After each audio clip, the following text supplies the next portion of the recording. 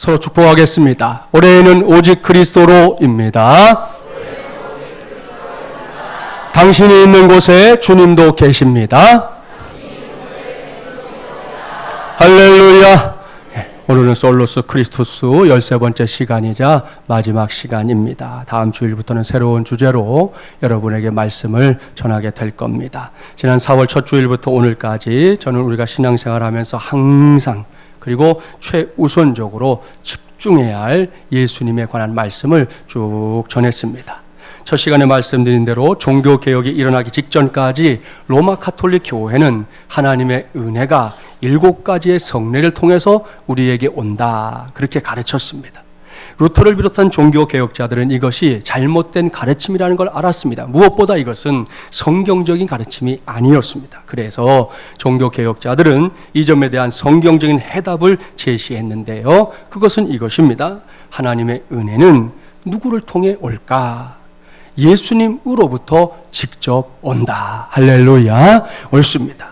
인류의 구세주신 예수 그리스도와 우리 사이에 교황이나 신부 혹은 다른 사제가 끼어들 권한도 권리도 없습니다. 왜요? 하나님의 은혜는 그 어떤 대리인을 통해서가 아니라 예수 그리스도로부터, 오직 예수 그리스도를 통해 우리에게 직접 오는 것이기 때문입니다.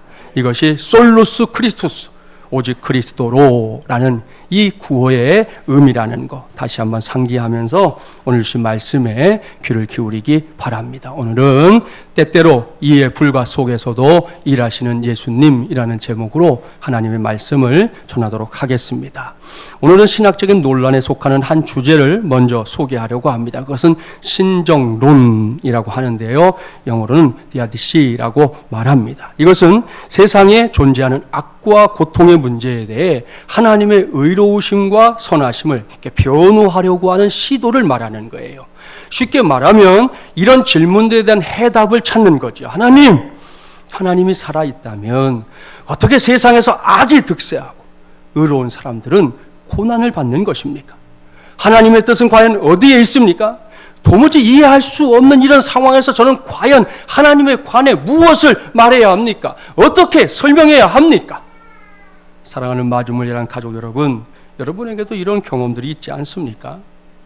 이 질문의 핵심은 딱 한 가지죠. 하나님을 도무지 이해할 수 없는 상황, 바로 이것입니다. 오늘 전하는 설교 제목에 언급된 이해 불가 말입니다. 이것은 내가 믿는 하나님이 어느 순간부터인가 지금까지 내가 알고 있었던 하나님과는 전혀 다른 하나님처럼 느껴지는 데서 비롯됩니다. 그래서 혼란스러워요. 그래서 스스로 막 분개하거나 하늘을 향해 막 울분을 터뜨릴 때도 있습니다. 오늘 주신 말씀도 다르지 않습니다.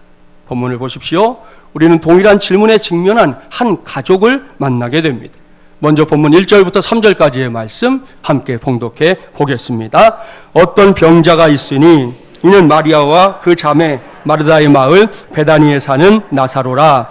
이 마리아는 향유를 주께 붓고 머리털로 주의 발을 닦던 자요, 병든 나사로는 그의 오라버니더라.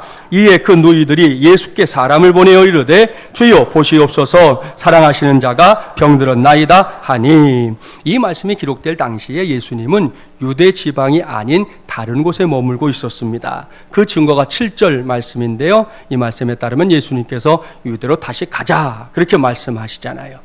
결국 이 말씀을 하실 때 유대가 아닌 다른 곳에 있었다 하는 증거인데요, 그때 아주 급한 전갈이 예수님에게 전해졌습니다. 나사로라는 사람이 죽게 됐다는 소식이에요. 나사로가 누구입니까? 성경에서 볼 수 있는 그에 관한 기록은 매우 단편적이에요. 몇 가지 미미한 단서들만 보일 뿐이지요. 우선 그에게는 누이들이 있었습니다. 마리아, 마르다.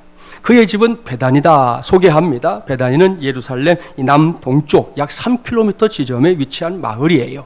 이것은 예루살렘으로 가는 길목이었기 때문에 예수님께서는 자주 이 마을에 들어가곤 하셨습니다. 예수님께서 그럴 때 자주 숙소로 삼으신 집이 바로 나사로의 집이었습니다. 이런 이유 때문에 예수님과 나사로 그리고 그의 누이들은 매우 친밀한 관계를 맺게 되었을 겁니다. 본문 5절 말씀을 보세요. 예수께서 본래 마르다와 그 동생과 나사로를 사랑하시더니, 이것이 예수님과 나사로의 가정이 맺고 있었던 관계입니다. 사실 이것은 참 부러운 일이죠. 베단이라는 마을에 나사로의 가족만 살았을까요? 아닙니다. 분명히 많은 사람들이 모여서 그 마을에 살고 있었을 거예요. 그런데도 나사로와 그의 가정이 주님의 눈에 들어왔다는 거지요. 예수님께서는 이 집에 들어가는 것을 부담스러워하지 않았습니다. 예루살렘에 올라가실 때면 자주 베다니에 들러서 나사로의 집을 찾아가셨습니다. 나사로와 그의 누이들도 마찬가지입니다. 그들은 예수님의 방문을 결코 부담스러워하지 않았습니다. 그들은 예수님께서 오실 때마다 즐거워했습니다.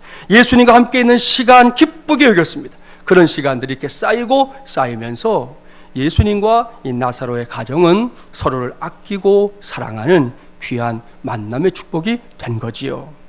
사랑하는 마중물이란 가족 여러분, 이제는 이러한 은혜가 저와 여러분에게도 있게 되기를 주님의 이름으로 축복합니다. 예수님께서 우리 마중물이란 가족들과 함께 있는 것을 기뻐하시는 은혜 말입니다.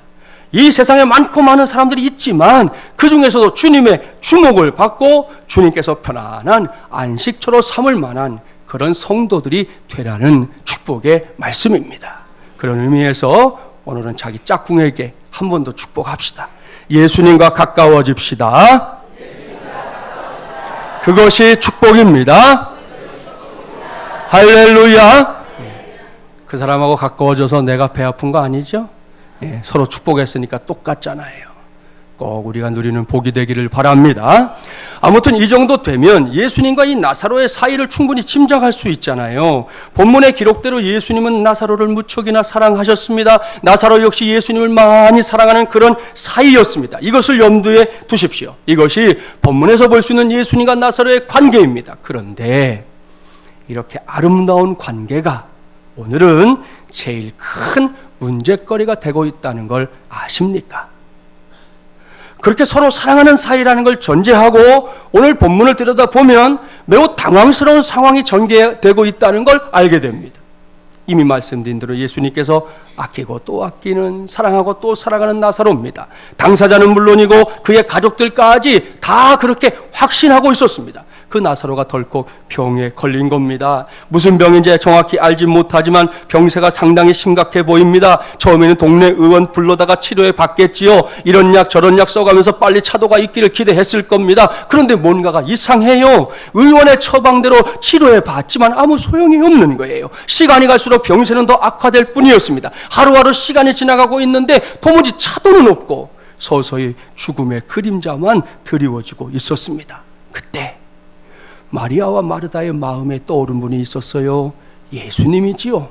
예수님에 관해 이미 많은 것을 알고 있었던 나사로의 누이들, 누가 먼저 할 것도 없이 예수님을 떠올렸습니다. 그렇지, 맞아, 예수님이 계셨지. 예수님이라면 분명 나사로를 살려주실 수 있어. 나는 예수님께서 많은 병자들을 고쳐주시는 현장 자주 목격했었어. 분명히 예수님은 나사로를 살려주실 수 있어.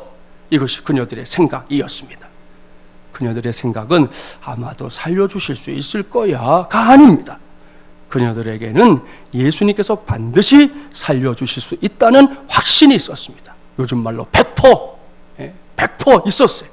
마리아와 마르다는 급히 예수님이 계신 곳을 수소문했습니다. 마침내 사람들을 예수님께서 머물고 계신 곳까지 보낼 수 있었습니다. 이때 마리아와 마르다의 심정 짐작해 볼 수 있잖아요. 됐어, 이젠 됐어. 애들 하는 말로 오케바리. 예수님만 오시면 나사로는 살 수 있어. 그렇지? 그럼. 그동안 나사로를 간호하며 애태우던 두 자매, 오랜만에 화색을 띠게 되었습니다. 옳습니다. 예수님이 오신다면 무엇이 문제겠어요? 예수님의 능력 이미 받고 이미 알고 믿고 있는 사람들이기 때문에 이런 확신은 당연한 것입니다. 따라서 나사로가 죽지 않고 사는 것은 이제 시간 문제였습니다. 사랑하는 여러분, 여기서 시간 문제였다는 걸 잘 기억해 놓아야 합니다. 이제는 조금이라도 빨리 예수님이 나사로의 집을 찾아주시기만 하면 됩니다. 그러면 나사로는 살 수 있습니다. 그런데요, 이러한 두 자매의 생각은 여지없이 무너지고 말았습니다. 애타게 수소문해서 예수님이 있는 곳을 알아냈네요. 서둘러서 사람을 그곳까지 보냈어요. 그런데 예수님은 전혀 예상치 못했던 반응을 보입니다. 보면 4절 말씀, 함께 봉독해 보겠습니다. 예수께서 들으시고 이르시되 이 병은 죽을 병이 아니라 하나님의 영광을 위함이요 하나님의 아들이 이로 말미암아 영광을 받게 하려 함이라 하시더라. 이 말씀을 결코 우리의 입장에서 보면 안 돼요. 마리아와 마르다의 입장에서 무엇보다 죽어가고 있는 나사로의 입장에서 봐야 합니다.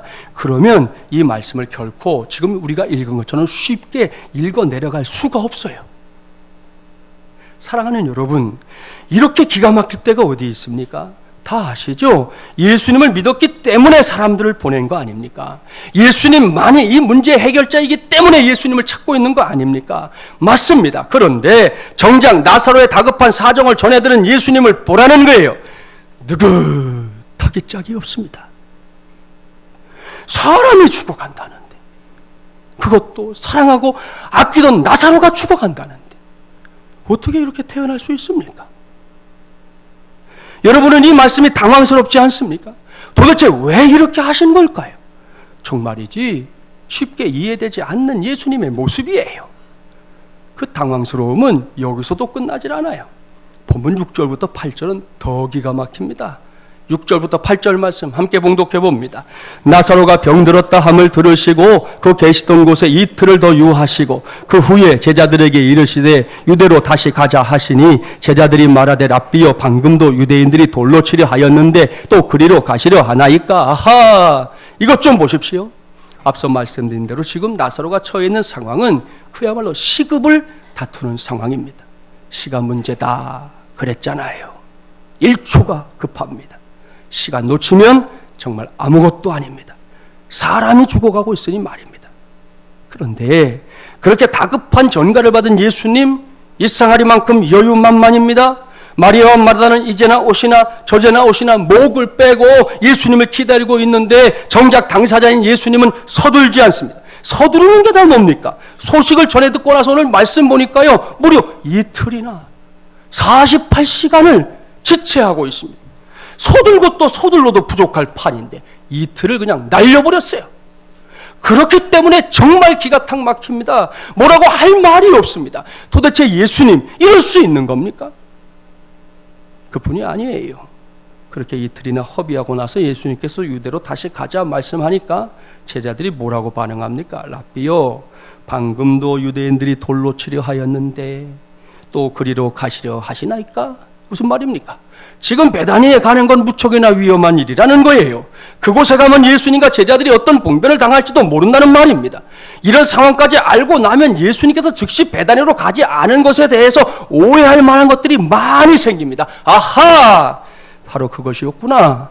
예수님도 봉변당하는 걸 두려워하는 것이구나. 유대인들이 덜지는 돌세례 받을지 모른다는 걱정 때문에 예수님이 서둘지 않았던 거구나. 그래서 이틀 동안이나 눈치를 살핀 거였구나. 예수님도 어쩔 수 없는 분이구나. 자기 몸만 사리고 말이야. 보십시오. 여기까지가 도무지 이해할 수 없는 예수님의 반응이에요.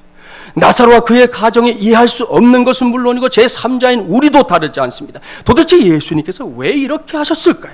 아무리 봐도 우리가 지금까지 알고 있던 그 예수님이 아닌 것처럼 보입니다. 늘 사랑도 많으시고 사람에게는 집중하는 예수님인데 왜 이런 모습을 보인 걸까요? 왜 예수님이 이렇게 자기중심적인 것처럼 보이고 왜 예수님이 이처럼 무심한 분으로 보이냐는 거예요. 사랑하는 마주물레란 가족 여러분, 그 이유는 나사로가 처해 있는 상황 때문이에요. 나사로가 지극히 평범한 상황에서 예수님을 찾고 있는 것이라면 문제는 달라집니다. 그렇지 않아도 바쁘고 분주하신 예수님이 무슨 시간이 있다고 별일도 아닌 일 때문에 신경을 써야 한단 말입니까? 만일 그런 상황이었다면 우리 모두는 짝찢어진 눈으로 나사로를 흘겨보면서 당장 이렇게 말할 거예요. 야야야야 나사로야, 너 참 철도 없다. 너 어떻게 바쁘신 예수님을 그렇게 성가시게 할 수가 있니? 우리 예수님 요즘에 발바닥에 땀이 나게 다니고 계셔. 너 참 양심도 없다. 양심도 없어. 이렇게 말할 테지만 지금 우리의 시선은 나사로에게로 향하지 않아요. 자꾸만 예수님에게로 향하고 있습니다. 예수님이 어쩌면 저러실 수가 있을까? 나사로는 지금 사경을 헤매고 있는데 말이야. 정말 너무하신다. 지금 가장 예수님을 필요로 하는 사람은 나사로야.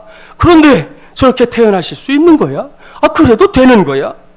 이 모든 불평과 투덜거림은 나사로가 처해 있는 상황 때문이에요.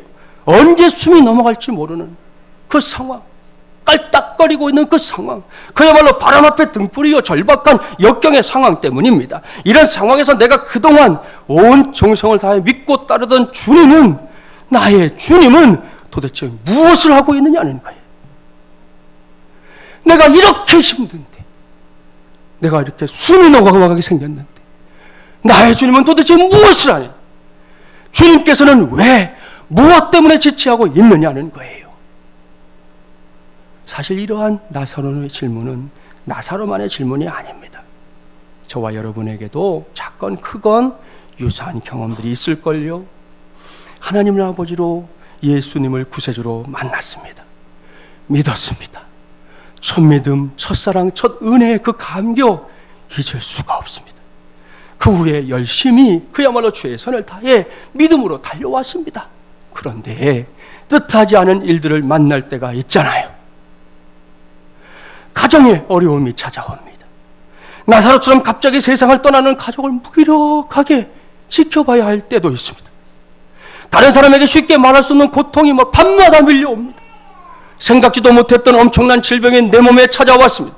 기대했던 자녀들의 취업 하루아침에 물거품이 되어버렸습니다. 살아보겠다고 나름대로 발버둥 쳐온 것인데 그 결과는 그야말로 아무것도 아닌 것으로 끝날 때도 있습니다. 요즘 젊은이들은 3포 세대니 5포 세대니 말하는데 이 젊은이들 중에는 진로가 너무 불투명하고 앉고 일어서는 것 자체가 힘겨운 사람들도 많습니다. 이 밖에도 살다 보면 어려운 일 만날 때가 있잖아요. 많잖아요. 그 중에서 웬만한 일들은 얼마든지 믿음으로 감당할 수 있어요. 견딜 수 있습니다. 버틸 수 있습니다. 지나가기를 기다리고 있을 수도 있습니다. 하지만 나사로가 겪고 있는 것처럼 도저히 내 힘으로는 어찌할 수 없는 것들을 만날 때도 있지 않습니까? 그럴 때가 문제예요. 그와 같은 고난을 만날 때 우리가 붙잡을 수 있는 분은 역시 예수님뿐입니다. 그동안 믿음 안에서 잘 훈련된 사람일수록 고난의 자리에서 주님을 붙잡아야 한다는 가르침을 얼마든지 잘 따를 수 있습니다. 여기까지는 참 잘합니다. 문제는 그 다음이에요. 내 딴에는 주님의 역사를 기대하고 주님께서 내가 만난 이 고난을 지나가게 하실 줄 알았는데 이상하게도 주님께서 침묵으로 일관하시는 듯합니다. 항상은 아니지만 간혹 그럴 때가 분명히 있어요. 기다리고 기다렸는데 시간만 죽일 뿐 아무런 일도 일어나지 않습니다. 이럴 때가 문제라는 거예요. 사실 이때가 고난을 당한 자체보다 더 큰 문제가 될 가능성이 높습니다. 왜요? 그때부터 우리 안에서 많은 고민들이 시작되기 때문입니다. 가장 큰 고민은 예수님을 이해할 수가 없는 거예요. 오늘 말씀의 제목에 나오는 것처럼 이해 불가. 누구보다도 먼저 나의 문제, 나의 아픔, 나의 고난에 동참하셔야 하고 그것들을 해결해 줘야 할 예수님이 왜 이렇게 가만히 있는지 이해 불가. 사랑하는 여러분, 이것이야말로 시험입니다. 마귀가 우리에게 던지는 유혹의 미끼입니다. 마귀는 우리가 겪고 있는 고난 자체보다 주님과 우리 사이를 이간질하는데 혈안이 되어 있는 존재. 따라서 마귀가 가장 먼저 던지는 미끼는 신실하신 주님, 어떤 상황에서도 우리를 사랑하고 있는 주님에 대해 자꾸만 실망하게 만드는 겁니다.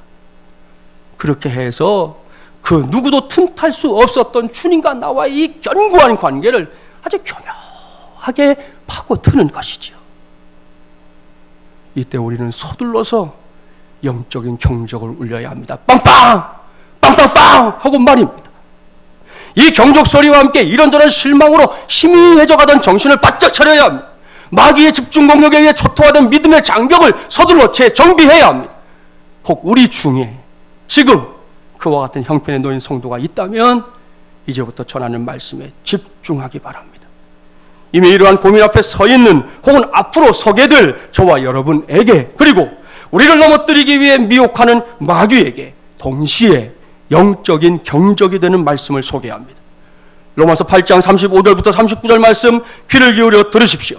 누가 우리를 그리스도의 사랑에서 끊으리요? 환난이나 권고나 박해나 기근이나 적신이나 위험이나 칼이랴. 기록된 바 우리가 종일 주를 위하여 죽임을 당하게 되며 도살당할 양같이 여김을 받았나이다 함과 같으니라. 그러나 이 모든 일에 우리를 사랑하시는 이로 말미암아 우리가 넉넉히 이기느니라. 내가 확신하노니 사망이나 생명이나 천사들이나 권세자들이나 현재일이나 장래일이나 능력이나 높음이나 깊음이나 다른 어떤 피조물이라도 우리를 우리 주 그리스도 예수 안에 있는 하나님의 사랑에서 끊을 수 없으리라. 빵빵! 할렐루야!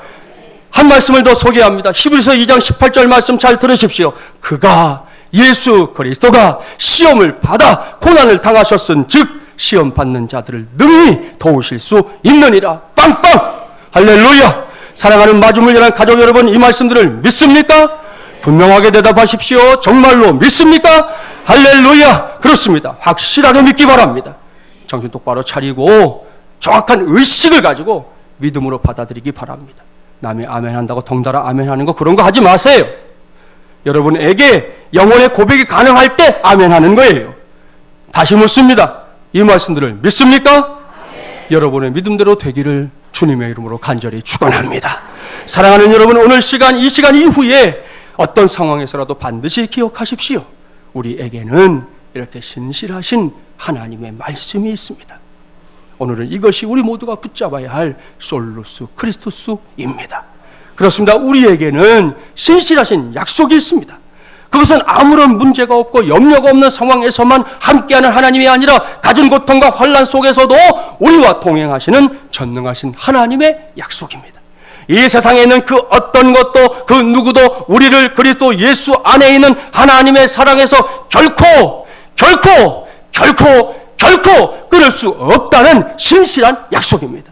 또한 우리를 도우시되 그냥 도우는 게 아니에요. 능히 도우실 수 있는 하나님 자신의 자신만만한 약속입니다. 이것을 믿어야 합니다. 확 믿어야 합니다. 그리고 이것을 믿는다면 반드시 그 믿음에 걸맞은 삶으로 승부를 걸어야 할 줄 믿습니다. 죽음에 직면한 나사로와 그의 누이들 가져야 했던 것이 바로 이런 믿음이에요. 다른 사람들이 예수님의 행동을 이해하지 못하고 투덜투덜 거릴 때에도 그들은 이 믿음을 붙잡아야 했습니다. 신부는 다녀온 사람들 말하기를, 야, 우리가 예수님에 가서 나사로가 죽게 됐다고 말씀을 드렸는데 꼼짝도 안 하신다. 야, 같이 가시자고 우리가 앞장서겠다고 말씀드렸는데 니들끼리 가란다. 야, 다녀온 사람들이 뭐 이런저런 말로 왈가왈부할 때에도 그들은 예수님의 신실하심을 믿어야 했습니다. 그렇습니다. 나사로와 그의 가족들은 그들의 인생 여정 속에서 그야말로 가장 믿음이 요구되는 매우 엄중한 순간을 맞이한 거예요. 사랑하는 자들아, 이런 상황에서도 흔들리지 않는 믿음 가질 수 있니? 나에 관한 너희들의 신앙 고백 정말로 여전히 변함이 없는 것이니? 이것이 그들이 들어야 했던 주님의 음성입니다. 이 음성에 귀를 기울이며 오늘 본문을 보세요. 이틀이 지나서야 베다니로 향하는 예수님께서 모든 의문을 풀어줍니다. 본문 11절부터 15절까지의 말씀 함께 봉독해 볼까요? 이 말씀을 하신 후에 또 이르시되 우리 친구 나사로가 잠들었도다. 그러나 내가 깨우러 가노라. 제자들이 이르되 주여 잠들었으면 낫겠나이다 하더라. 예수는 그의 죽음을 가리켜 말씀하신 것이나 그들은 잠들어 쉬는 것을 가리켜 말씀하심인 줄 생각하는지라. 이에 예수께서 밝히 이르시되 나사로가 죽었느니라. 내가 거기 있지 아니한 것을 너희를 위하여 기뻐하노니 이는 너희로 믿게 하려 함이라. 그러나 그에게로 가자 하시니. 할렐루야. 잘 보십시오. 예수님은 이미 나사로가 죽었다는 사실을 알고 있습니다. 그렇다면 다 끝난 거잖아요. 아무것도 기대할 수 없는 거 아닙니까? 맞지요? 그런데도 주님은 그곳으로 가고 있습니다. 나사로의 죽음으로 인해 이제는 모든 소망을 다 잃어버렸다고 생각하는 바로 그곳으로 예수님이 발걸음을 옮기고 있습니다. 그리고는 말씀하시는 거예요. 나사로가 죽었느니라. 내가 거기 있지 아니한 것을 너희를 위하여 기뻐하노니 이는 너희로 믿게 하려 함이라. 그에게로 가자. 사랑하는 여러분, 이 말씀을 주목하십시오. 이 말씀 역시 잘 받기 바랍니다. 예수님께서는 나사로의 죽음을 방관한 게 아닙니다. 예수님께서는 나사로의 죽음이라는 고난을 통해 더 큰 일을 하려고 한 거예요. 그 일은 이미 죽음을 경험한 나사로에게 뭐라 표현할 수 없을 만큼 너무나도 놀라운, 정말이지 뒤로 넘어갔다가 다시 일어나도 놀라운 그런 은혜입니다. 더욱이 나사로의 죽음을 알고 있는 모든 사람들에게는 더 큰 믿음을, 이전과는 전혀 다른 믿음을 안겨줄 수 있는 위대한 기회였습니다. 이 말씀은 4절 말씀에 기록된 말씀과 일맥상통합니다. 예수께서 들으시고 이르시되 이 병은 죽을 병이 아니라 하나님의 영광을 위함이요 하나님의 아들이 이로 말미암아 영광을 받게 하려 함이라 하시더라. 아멘. 이제부터는 제가 전하는 말씀에 여러분의 귀를 이전보다 더 기울여 주시기 바랍니다. 예수님은 나사로가 죽을 병에 걸렸다는 소식을 처음 들었을 때 이미 그 병이 예사병이 아니라는 걸 알고 있었어요. 하나님께서 나사로의 병을 통해 따로 받으실 영광이 있고요, 하나님의 아들인 예수님도 이 일을 통해 보다 귀한 생명의 역사를 이루어야 할 것을 알고 있었습니다. 그래서 지체한 겁니다. 그래서 침묵한 거예요. 그래서 무반응을 보인 겁니다. 오늘 집으로 가시거든 오늘 주신 말씀 이후를 꼭 읽어보십시오. 죽었던 나사로지만 그는 다시 살아났습니다. 그리고 이러한 나사로의 사건으로 인해 많은 유대인들이 예수님을 믿게 되었다는 기록을 볼 수 있을 겁니다. 무슨 말입니까? 강팍하기 짝이 없는 유대인들. 지금도 이스라엘에 가면 이스라엘 사람들이 예수님이 훌륭한 랍비다, 그건 믿어요. 근데 메시아다 그러면 아니 이러거든요. 그 강팍함이 수천 년이 흘렀지만 전혀 바뀌지 않았어요.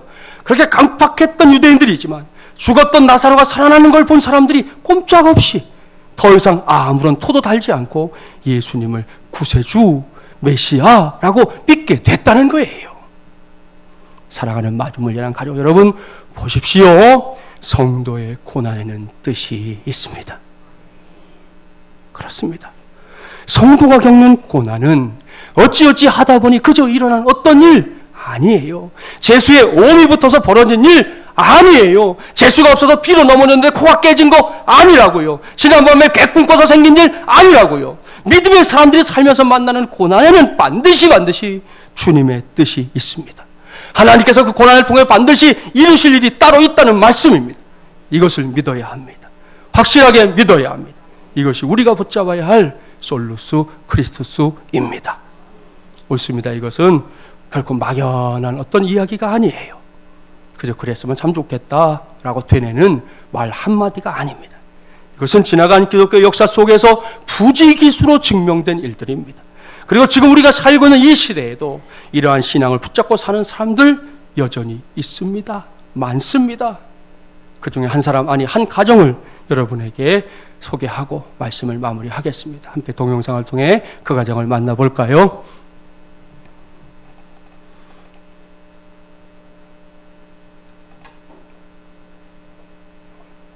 아빠는 항상 모든 질문에 대한 똑같아. 시영아, 하늘을 바라봐. 이렇게. 아빠, 나 요즘에 친구들 때문에 이런 문제 있는데 어떻게 할까? 시영아, 하늘을 바라봐. 이 말이 너무 싫었어. 세상에서 제일 무책임한 말 가지고 집사기를 당한 거죠. 그 짐을 정말 그 길바닥에 이렇게 쓸어가지고 아빠가 이제 서울 떠난 지 오래됐으니까 길을 모르잖아요. 그 차를 타고 이렇게 그냥 아무 그거 정체 없이 그냥 가는 거예요. 그냥 하나님이 얘기해 하늘을 바라봐. 그 와중에도 하늘을 바라봐. 그래서 제가 너무 속 터지니까 엄마 어떡할 거야? 막 약간 이렇게 짜증 내니까 엄마도 순적하게 인도하시고 이렇게 얘기하시는데 그게 하나도 은혜가 안 되는 거예요. 믿음이 없는 입장에서는 뭘 순적하게 인도해? 돈 있어? 뭐 이렇게 되는 거고 이게 너무 무능력해 보이는 거예요. 그렇게 막 이렇게 가다가 또 이제 부동산 가게 됐는데 정말 순적하게 인도하신 말도 안 되게 너무 좋은 주인의 그렇게 비싸지 않아 시세랑 안 맞는 그날 밤에 제가 이게 인정할 수가 없더라고요. 순적하게 고백이 나오네. 우리가 좋을 때는 하늘을 바라봐 하나님 바라봐 할 수 있어요. 그죠? 근데 막 이렇게 흔들릴 때 솔직히 이게 인간 대 인간으로서 보면 얼마나 스스로도 좀 자괴감 빠질 수 있잖아요. 네. 내가 이때 신영아 짜자잔 모아놓은 돈이 있지 뭐 이렇게 할 수도 있고, 아니면 짜자잔 내가 뭐 아는 사람에 연결해서 너 구해줄게 뭐 이렇게 할 수도 있지만, 그런 세상적인 거는 아무것도 없었던 거예요. 없지만 엄마 아빠는 그때 심지어 이렇게 가시면서 막 약간 흥얼흥얼 찬송을 믿는 구석이 있으셨던 거, 있으니까. 믿는 백이. 진짜 믿는 예. 구석이 있으니까 이 상황에 상관없는 기쁨을 그날 저한테 너무 온전히, 그냥 그렇게 하루 종일 안 좋은 일 있을 때 하루 종일 있기 쉽지 않잖아요. 네. 근데 그 차에서 저만 하고 있었고, 엄마 아빠는 막 랄라랄라랄라 이렇게 하면서 심지어 제 백 보면서 어머 신영아 이거 네 거니? 엄마 하면 안 되니? 막, 여보 나랑 어울려요? 막 이렇게 하시는, 그거는 진짜 믿음. 그쵸. 이거는 하나님이 인도하실 거라는 믿음. 근데 혹시 인도하지 않더라도 감사합니다. 지금 상황에서 너무 감사합니다. 그래서 제가 그게 어른이 되면서 일을 하면서 얼마나 힘든지 제가 느끼잖아요. 만약에 지금도 만약 문제가 생겼으면 이렇게 되는 게 기본적인 건데, 이 상황에서 감사할 수 있고 휘둘리지 않고 하나님을 의지할 수 있는 거 부모님 너무 보여주셔가지고. 잘 보셨지요? 이 동영상은 CBS TV 프로그램 중에 하나인 새롭게 하소서의 방송 일부분입니다. 여기에 등장해서 간증하고 있는 사람은 왼쪽이 코너에서 소개하고 있는 대로 기획의 정석이라는 책을 써서 우리 시대의 유명한 작가의 대열에 오른 이 박신영 자매입니다.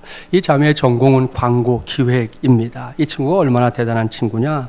대학 재학 중에 제1기획 공모전에서 2년 연속으로 대상을 수상했고요. 같은 해에 LG 에드에서도 대상을 수상하는 기염을 토하는 등등 무려 공모전만요 23관왕이에요. 한 번만 여러분 대상 타도 이게 대단한 일이거든요. 근데 23관왕이에요. 공모전의 여왕이다 하는 별명이 붙을 정도예요. 그 뒤로도 수상 경력을 보면 뭐 너무 화려해서 혀를 내두를 정도인데요. 이 모든 것을 해낼 수 있었던 힘이 뭐냐? 조금 전에 본 그대로 그녀의 부모님이 보여주었던 그야말로 어떤 상황에서도 흔들림이 없는 신앙이었습니다. 이 자매가 어린 시절에 집이 사기를 당했대잖아요. 아니 그렇게 신앙생활 열심히 하는 가정인데 이 정도의 믿음을 가진 참 훌륭한 믿음의 가문인데, 그런 가문에 왜 이런 일이 일어나는 것입니까? 내가 잘못해서 생긴 문제도 아니고 사기를 당했대잖아요. 이것은 오늘 주신 말씀에서 나라서로의 가정에 했던 질문이고요. 신앙을 붙잡고 21세를 살아가고 있는 우리도 질문하지 않을 수 없는 겁니다. 그런데요, 신영자매의 부모님은 좀 달랐습니다. 이분들에게는 그런 질문이 중요하지 않았습니다. 왜요? 어떤 상황에서도 하나님께서 자신들을 인도하실 거라는 사실에 대해서만 조금도 의심하지 않았기 때문입니다. 그리고는 하는 말 좀 들어보세요. 신영아, 하늘을 바라봐. 하나님이 순종하게 인도하실 거야.